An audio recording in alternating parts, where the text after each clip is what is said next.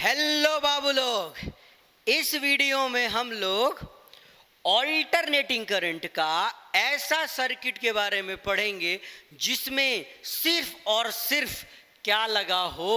बोलेगा sir inductor लगा हो। इस टॉपिक में पढ़ेंगे क्या, सीखेंगे क्या, पहले ये जानना बड़ा जरूरी है। तो बोलेगा सर इसमें क्या होता है ना, इस सर्किट में हमें वोल्टेज का इक्वेशन पता होता है, हमें ईएमएफ का इक्वेशन पता होता है, करना क्या होता है। बोलेगा सर करंट का इक्वेशन एट एनी इंस्टेंट आपको निकालना पड़ता है। किसी क्षण पे, किसी टाइम पे करंट यहाँ पर इस कॉइल में कितना होगा वही आपको डिराइव करना पड़ता है। उसके बाद जब आपके पास करंट का इक्वेशन आ जाता है तो करंट का इक्वेशन और वोल्टेज का इक्वेशन को यूज करके आपको फेजर डायग्राम बनाना होता है। क्या बनाना होता है बाबू? Phasor diagram. ठीक है, तो एक एक करके हम करना चालू करते हैं। तुम एकदम वीडियो को ध्यान से देखना, समझ में तो आएगा, ये मेरी गारंटी है ना रे बबुआ। चलो फिर देखो यहाँ बढ़िया से देखो क्या कर रहे हैं। बोले क्या, सबसे पहले हमने क्या किया, एक ऐसा सर्किट लिया जिसमें सिर्फ और सिर्फ क्या लगा बाबू, क्या लगा रे, सिर्फ और सिर्फ इंडक्टर लगा है, जिसका इंडक्टर का इंडक्टेंस कितना है, एल है, जिसे source of alternating voltage V बराबर V naught sine omega T से क्या किया गया है, कनेक्ट किया गया है। अब सुनियो बात को, याद है सेल्फ इंडक्शन? थोड़ा सेल्फ इंडक्शन के बारे में थोड़ा सा याद करते हैं। क्या बोलता है बाबू सेल्फ इंडक्शन? जब भी किसी कॉइल को, ध्यान से, जब भी किसी कॉइल को बदलता हुआ करंट दिया जाएगा, जब भी किसी कॉइल को बदलता हुआ करंट दिया जाएगा तो उस कॉइल में वोल्टेज इंड्यूस हो जाएगा और इस घटना को क्या बोलते हैं, सेल्फ इंडक्शन कहते हैं। मतलब सर, मतलब ये कि देखिए इस कॉइल को हमने क्या किया, ऑल्टरनेटिंग वोल्टेज दिया। इस कॉइल को हमने क्या दिया, बोलेगा बाबू ऑल्टरनेटिंग वोल्टेज दिया। और ऑल्टरनेटिंग वोल्टेज क्या होता है बाबू? तो बोलेगा सर ऐसा वोल्टेज जिसका वैल्यू लगातार बदलते रहे, ऐसा वोल्टेज जिसका वैल्यू लगातार बदलते रहे। तो इस कॉइल को क्या मिला है, बदलते रहने वाला वोल्टेज मिला। उससे क्या होगा, बोलेगा बदलते रहने वाला वोल्टेज जो है ना सर, बदलता हुआ करंट को सेंड करेगा। बदल रहा वोल्टेज क्या करेगा, बदलता हुआ करंट को सेंड करेगा। मतलब सर इस कॉइल में कांस्टेंट करंट फ्लो करेगा कि वेरिएबल बदलता हुआ? तो बोलोगे सर बदलता हुआ करंट जाएगा। अब सुनियो, जब भी किसी कॉइल को बदलता हुआ करंट मिलता है, जब भी किसी कॉइल को बदलता हुआ करंट मिलता है तो उसी कॉइल में ईएमएफ इंड्यूस हो जाता है। कितना? बोलेंगे सर ई डैश बराबर L D I by D T, इतना ईएमएफ इंड्यूस हो जाता है जो कि जो वोल्टेज से करंट जा रहा था उसको सपोर्ट कर रहा था, करेगा कि अपोज? तो बोलेंगे सर इसको करेगा अपोज। मतलब सर, मतलब ये कि यहाँ क्या साइन लगा देंगे हम, माइनस का। एक बार और सुनिएगा, ये बहुत इंपॉर्टेंट लाइन है। क्या बोले हम कि इस सर्किट में हमने वोल्टेज कितना दिया, बोलेंगे V बराबर V naught sine omega T, किसी टाइम पे इतना था वोल्टेज। अच्छा सर उसके बाद ये बदलता हुआ वोल्टेज, बदलता हुआ करंट जाएगा और बदलता हुआ करंट किसी भी कॉइल को मिलेगा ना सर, तो वो कॉइल क्या करेगा, बोलेंगे एक और वोल्टेज को पैदा करेगा जो कि पहले वाला वोल्टेज को अपोज करेगा।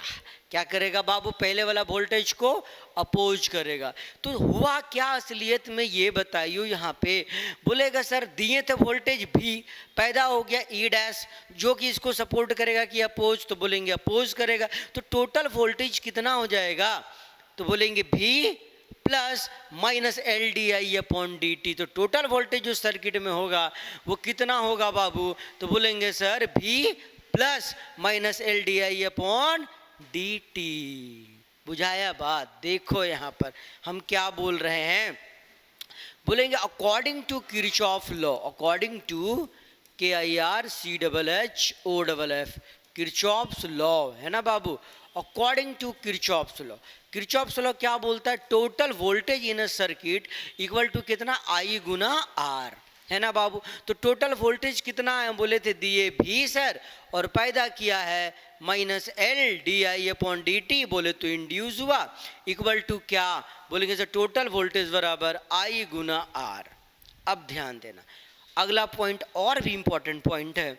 क्या जी, ये जो रेजिस्टेंस आपको दिख रहा है ये किसका, क्वाइल का रेजिस्टेंस। असलियत में यहाँ क्या है, वो ओनली इंडक्टर है। मतलब इस मान के हम चल रहे हैं कि जो क्वाइल है वो प्योर इंडक्टर है, और बोलेंगे हम लोग in pure inductor, in pure space है यहाँ पे, ठीक है, in pure inductor INDUCTOR are equal to क्या होता है, बोलेंगे जीरो। सर अगर कोई प्योर इंडक्टर है तो ऐसा मान के चलते हैं कि इसमें जो रेजिस्टेंस होगा वो कितना होगा, जीरो होगा। अगर रेजिस्टेंस जीरो हुआ तो बताइए आई इंटू आर का वैल्यू क्या हुआ, तो बोलेंगे सर आई इंटू आर का वैल्यू हो गया जीरो, हो गया।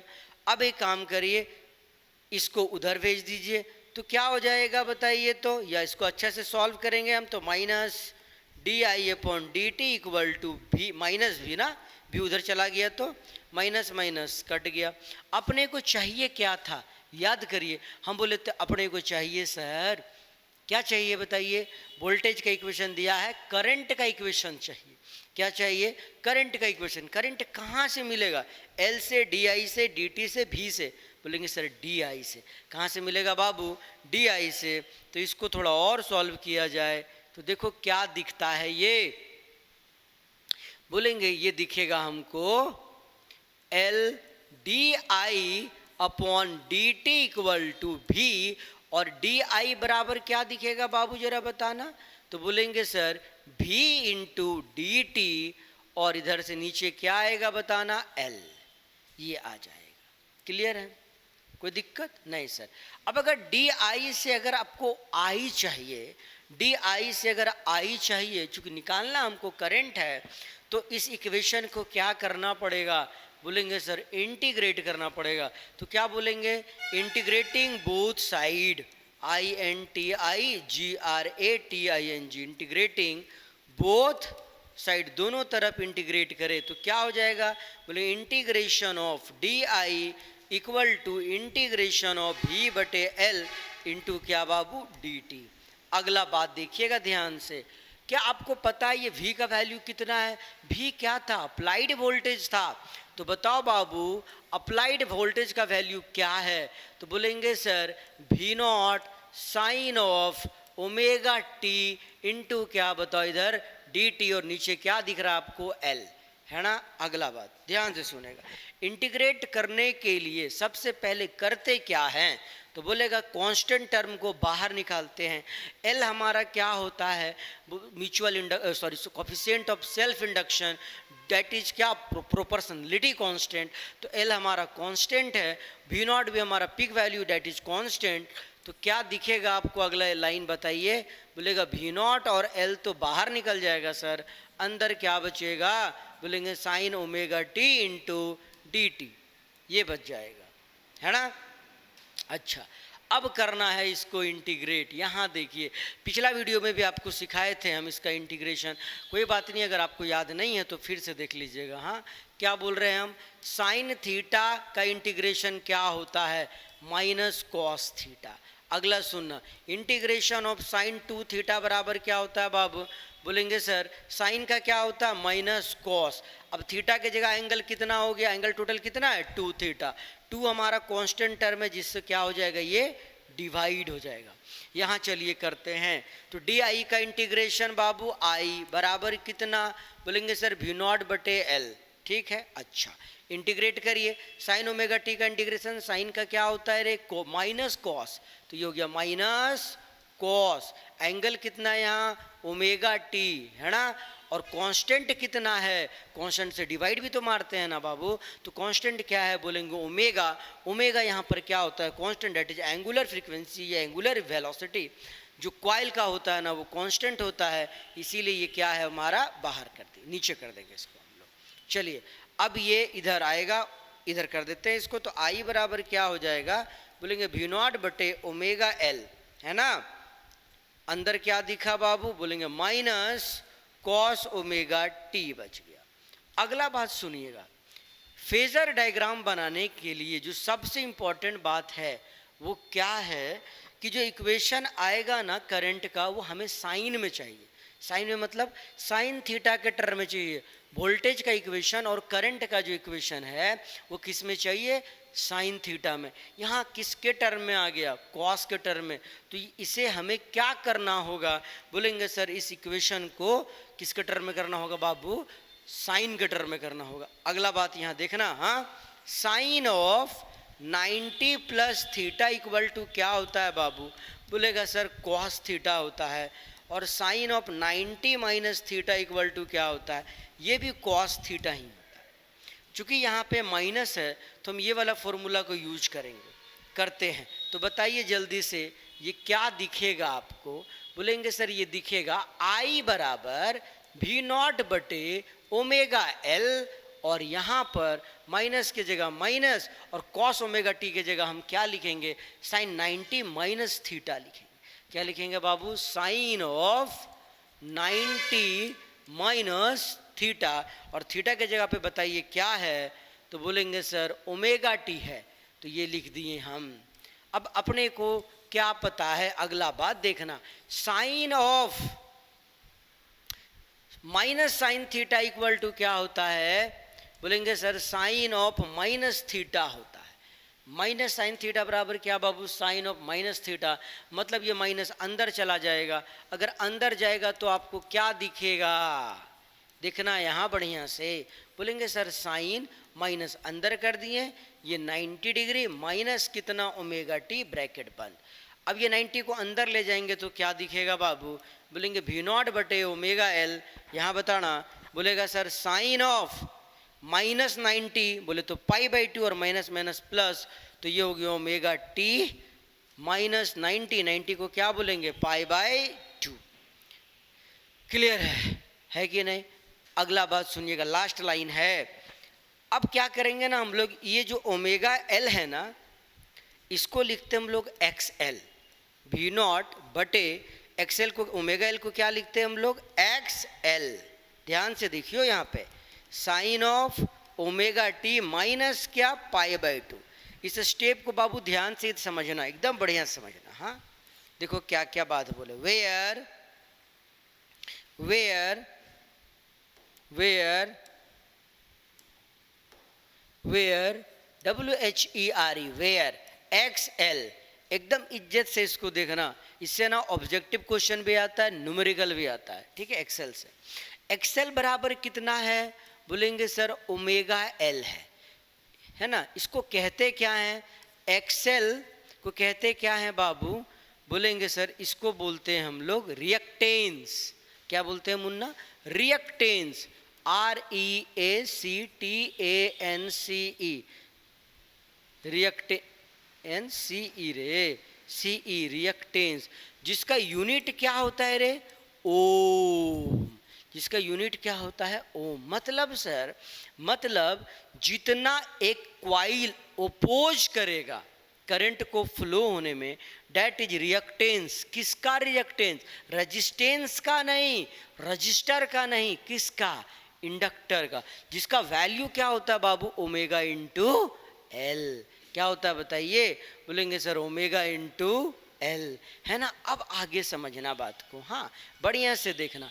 हम अगर आपको बोले कि V इक्वल टू क्या होता है, तो आप क्या बोलेंगे ओम्स लॉ से? बताइए। V इक्वल टू होता है I इंटू आर। क्लियर है? तो I बराबर क्या होगा? बोलेंगे सर V बटे आर। अगला बात सुनना, तो I नॉट बराबर क्या होगा? बोलेंगे V नॉट बटे आर। अब आगे देखो, यहाँ पर देखो बढ़िया से, हम इसके जगह पे चाहते हैं I नॉट लिखना। क्या लिखना? I नॉट लिखना। तो मेरे पास V नॉट तो सर है, पर R नहीं है। पर R के जगह पे क्या है? एक्सेल है। और एक्सेल जो है वो क्या है? रिएक्टेंस है, एक तरह से ओपोज करने वाला ही चीज है। तो इसको हम एज ए रेजिस्टेंस ही मान के चलेंगे। तो बताना I बराबर क्या लिख देंगे? कंपेयर करके देख लो, क्या लिख देंगे बाबू? बोलेगा I नॉट, है कि नहीं। फिर इधर क्या दिखता है? Sine of omega T minus pi by 2। ये आ गया सर इक्वेशन। यहाँ पे क्या बोले, आई नॉट बराबर कितना है, तो आप क्या बोलेंगे, बोलेंगे सर वी नॉट बटे एक्स एल, और एक्स एल बराबर कितना होता है, बोलेंगे सर ओमेगा इंटू एल। क्या बताइए, ओमेगा इंटू एल। 2025 में ही एक सवाल आया था, क्या सुनेगा, इंडक्टिव रिएक्टेंस, इसका पूरा नाम क्या बाबू, inductive, INDUCTIV, inductive reactance, REACTANC, सिर्फ रिएक्टेंस नहीं, इंडक्टिव रिएक्टेंस, क्लियर है।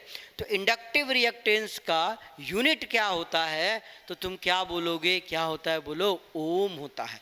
क्या होता है, ओम। ऑब्जेक्टिव में 1 मार्क्स में ये सवाल आया था झारखंड बोर्ड में, ठीक है। तो ये वाली बात है सर। अब क्या करना है हमको, बोलेगा फेजर डायग्राम बनाना है। करंट का इक्वेशन आ गया ना, कितना आया बताइए इक्वेशन, I बराबर I naught sine omega T minus pi by 2। अब क्या करना है, बोलेगा सर क्या करना है, बोल फेजर डायग्राम बनाना है। क्या डायग्राम बनाना है, फेजर डायग्राम। कैसे बनाएंगे फेजर डायग्राम, यहाँ देखो करेंगे क्या हम लोग, सबसे पहले कोऑर्डिनेट लेंगे, हम ले लिए, उसके बाद सोचेंगे देखेंगे क्या कि हमने क्या माना था, v बराबर बोलेंगे V naught sine of omega T, और I बराबर इक्वेशन क्या आया बताइए, I naught sine of omega T plus pi by 2 की माइनस पाई बाई 2, तो बोलेंगे सर माइनस पाई बाई 2, है कि नहीं। अच्छा, इसका मतलब ये हुआ कि सर वोल्टेज के बारे में अगर हमको फेजर डायग्राम बनाना है, वोल्टेज का फेजर डायग्राम, तो ऐसे बनाएंगे। कैसे, ध्यान देना, रेडियस लेंगे वी नॉट, और एंगल क्या है इसका, ओमेगा टी। यहाँ देखो तो बोलेंगे सर ये ऐसे,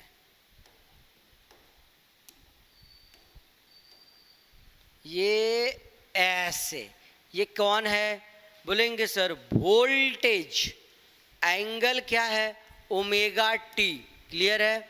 और ये हो गया रेडियस, इस रेडियस को हम क्या बोलते हैं, वी नॉट। कोई दिक्कत नहीं सर।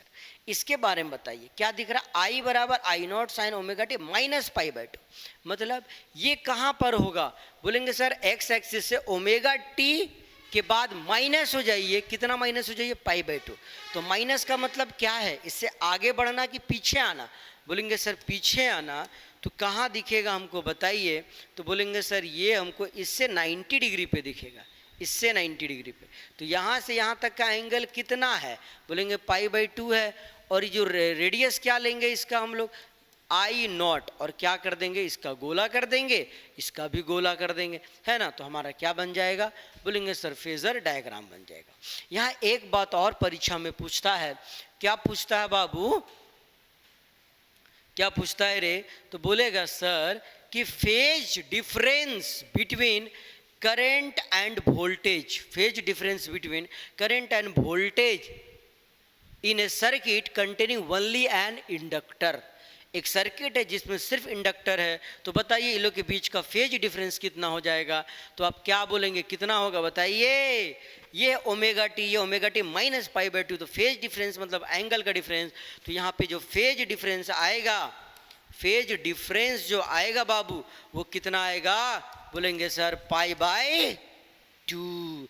और ये ना, ये वाली बात जो है ना परीक्षा में आते ही रहता है, क्या होते रहता है, आते ही रहता है।